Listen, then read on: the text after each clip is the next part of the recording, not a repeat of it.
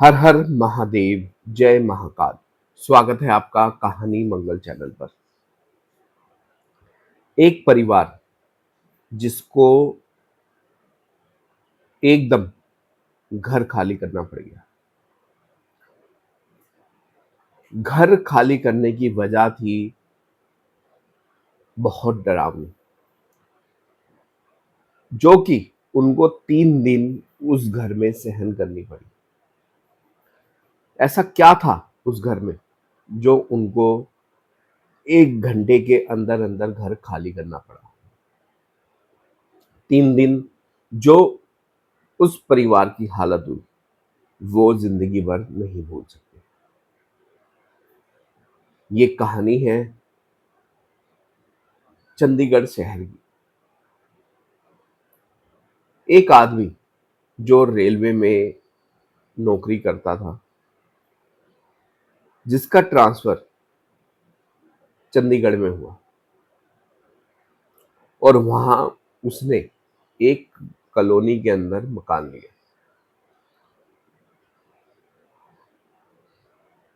उसको नहीं पता था जो वो मकान लेने वाला है, वहां वो जाकर चैन से नहीं सोएगा, बल्कि उसकी रातों की नींद उड़ने वाली।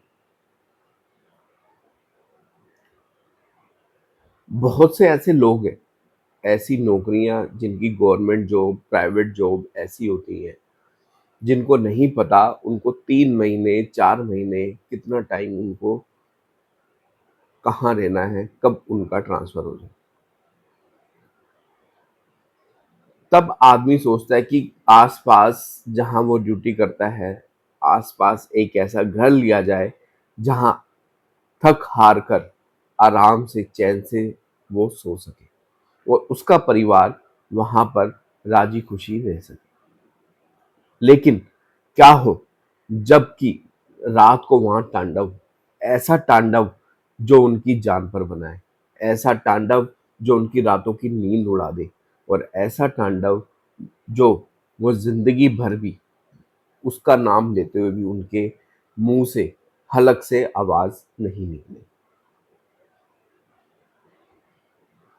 कई घर ऐसे हैं जहां पर अधूरी आत्माएं अभी भी भटक रही हैं,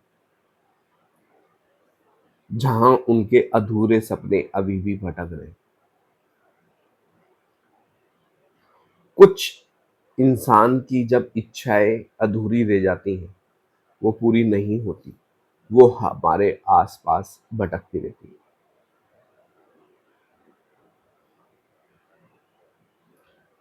एक ऐसा घर जो दिन में बहुत ज्यादा शांत और रात में जो वहां होता,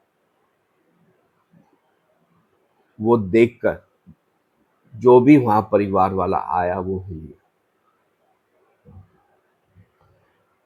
उस परिवार को वहां आए 1 दिन हुआ था, सब कुछ ठीक। वो, उसकी वाइफ और साथ में एक छोटा बच्चा था। उन्होंने पहली रात वहां से ठीक अच्छे से निकाल दी। अब दूसरे दिन कुछ होने वाला था।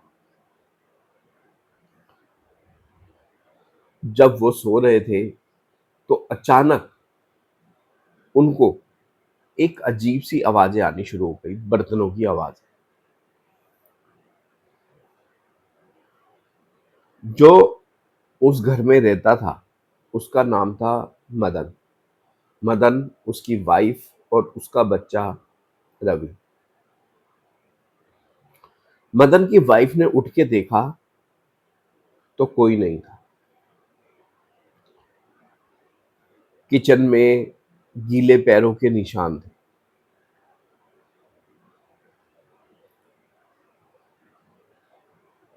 और उन्होंने जो बर्तन लगाए थे किचन के अंदर सेट करके लगाए थे, वो सब बिखर गए। ये बात उनको बहुत अजीब लगी। उनके कमरे से ही एक सीढ़ी ऊपर की तरफ छत की तरफ जा रही थी। कई बर्तन उसी सीढ़ी पे पड़े थे। अजीब बात ये थी कि जो बर्तन सीढ़ी पर पहुंचे थे वो उन्हीं के बर्तन थे, लेकिन वो ऐसा लग रहा था कि जैसे कई कई साल से वहां पड़े धूल मिट्टी में थे।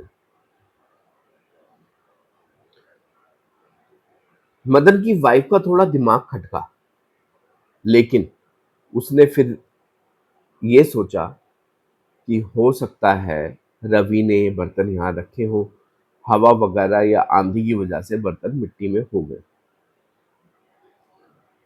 वो इतना सोच ही रही थी कि उनके बाथरूम से बहुत तेज आवाज आई, बहुत अजीब सी। जब वो बाथरूम की तरफ भागी, उसने देखा वहां पर नल अपने आप चलने लगा और पूरे बाथरूम में पानी फैला हुआ था। कुछ पैरों के निशान वहां से गैलरी तक जा रहे थे। मदन की वाइफ ये देखकर घबरा गई। उसने जब मदन को उठाया, उसने जब देखा तो वो भी हैरान था। तो उसने कहा चलो कोई नहीं, कुछ और होगा, तुम्हारा वहम होगा। लेकिन वो बोली ये पैर गीले कैसे छपे? अब उसका जवाब मदन के पास भी नहीं था।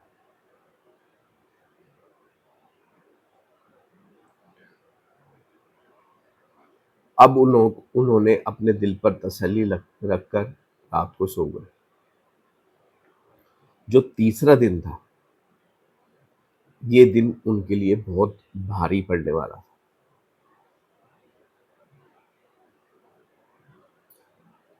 भारी इसलिए मैं बोल रहा हूं क्योंकि उसी दिन वो घर खाली करने वाले थे। जब मदन काम पर चला गया और रवि स्कूल चला गया, उसकी वाइफ घर में कपड़े धो रही। कपड़े धोते धोते उसको किसी ने चादर में ढक लिया और बहुत तेज तेज उसको मारने लगी। अब वो बहुत तेज तेज चिल्लाई, लेकिन उसको नहीं पता लग रहा था कि वहां उस घर में कौन है, कौन मार रहा है। अब 5-10 मिनट बाद जब उसको मारना बंद हुआ, तब उसने चादर हटाई तो वो एकदम घबरा गई कि घर में कौन घुसा है। तो जहां वो कपड़े धो रही थी, उसी के सामने शीशा लगा हुआ था बाथरूम में। वो क्या देखती है, उसके पीछे 4 काले साए खड़े हैं। 4 जो है काले साए खड़े हैं, चारों की चारों आदमी। और वो इतने उनका इतना खतरनाक चेहरा, बिल्कुल काला। अब उसकी वाइफ की, मदन की वाइफ की आवाज तक नहीं निकल रही। वो ऐसा हो गया था जैसे कि उसकी जो जबान है वो फ्रीज हो गई। अब वो बिल्कुल उसने बिल्कुल सुध-बुध खो दी। उसके हाथों पे निशान लाल-लाल पीटने के। उसने मदन को फ़ोन किया, सिर्फ़ उसने यही उससे कहा गया, "जल्दी आ जा।" अब मदन तुरंत ड्यूटी छोड़कर अपने घर आया। घर आने के बाद उसने देखा कि उसकी वाइफ़ की जो हालत है बहुत ख़राब है। उसको बहुत बुरी तरह मारा है। अब घर में अजीब आवाज़ें आनी शुरू हो गई। कभी बर्तन गिर रहे हैं, कभी खिड़कियों के शीशे टूट रहे हैं, कभी अभी अजीब-सी आवाज़ें आ रही हैं, "निकल जाओ।" अब वो जब किचन में जाके देखे तो सारे बर्तन नीचे पड़े हैं, सारा उनका राशन गिरा पड़ा है और राशन जहाँ गिरा है वहाँ आटे पर अजीब से पैरों के निशान बने हुए हैं। अब उसने तुरंत मकान मालिक को फ़ोन किया। मकान मालिक को जब फ़ोन किया तो मकान मालिक ने कहा क्या तुम्हें भी अब वो अजीब आवाजें आने लग रही हैं? तो मदन ये सुनकर बड़ा हैरान हुआ कि इसको जब पता है तो इसने हमें क्यों मकान दिया। अब मदन ने उससे झगड़ा करना शुरू कर दिया कि अगर ऐसी कोई दिक्कत थी तो तुमने मुझे बताया क्यों नहीं। अब उन्होंने फटाफट वहां से मकान खाली करा और दूसरी जगह वो गए। उनके दिल में इतनी दहशत थी, वो निशान करीब 7-8 महीने तक उसके शरीर पर रहे। इतनी बुरी तरह उन्होंने मारा था। लेकिन आज तक मकान मालिक भी नहीं पता लगा पाया कि उस घर में क्या है, क्योंकि वो भी घर उसने किसी से खरीदा था। किसी को कुछ नहीं पता कि वहाँ क्या है, क्या नहीं चलता।